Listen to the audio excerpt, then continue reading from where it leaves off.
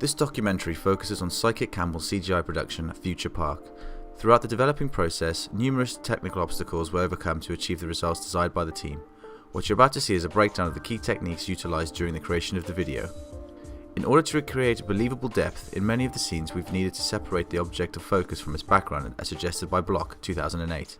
In order to do this, we've made good use of the rotor brush tool found in After Effects CS5 and onwards, as it can offer surprising results in situations where other tools fail completely. Christensen 2010.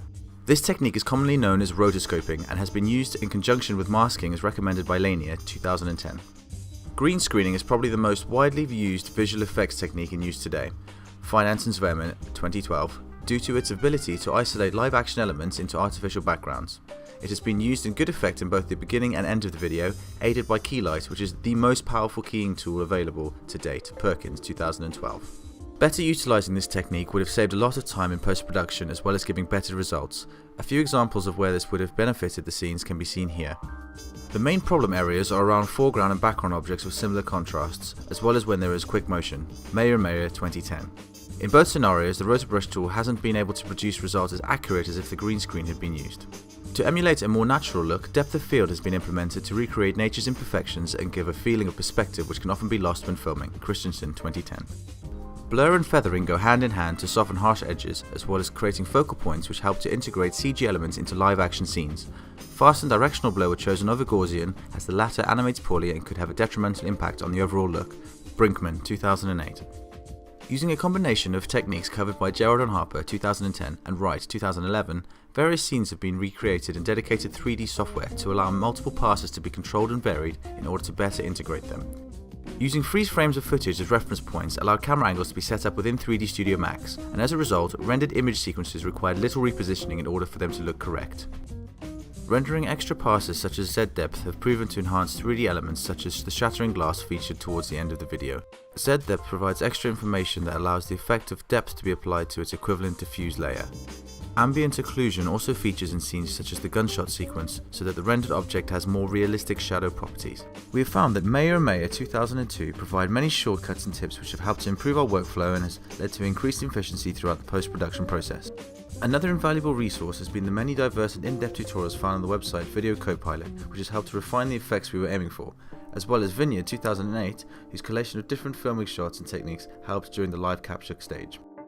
Following Holman 2005 suggestions, we opted to test an external microphone for use on the beginning and end sequences, where the main actor's dialogue had to be in sync, and dubbing these scenes at a later date could introduce mismatched timing.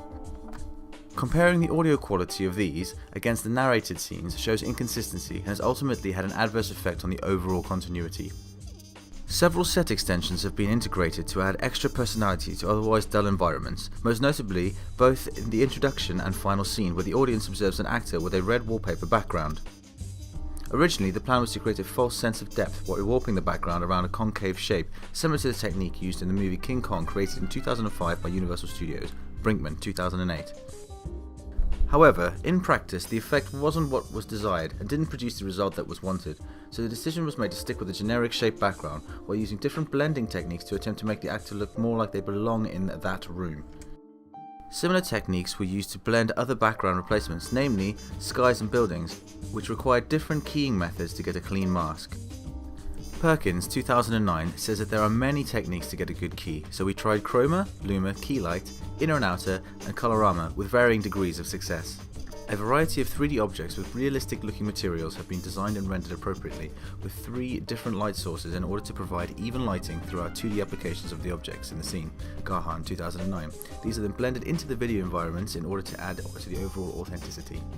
Some of our favourite parts of the video include the explosion, character disintegration, muzzle flash. We're also proud of the overall flow of the video, 3D asset collection, use of expressions, and we even found a good use for the puppet warp. As with all things, there are areas we feel that we could have improved upon. These include consistent focus throughout all footage shot, a better white balance and exposure on certain scenes, consistent audio environment, use of portable green screen instead of relying on the rotor brush, motion tracking points in live action to help track, and more realistic watery explosions.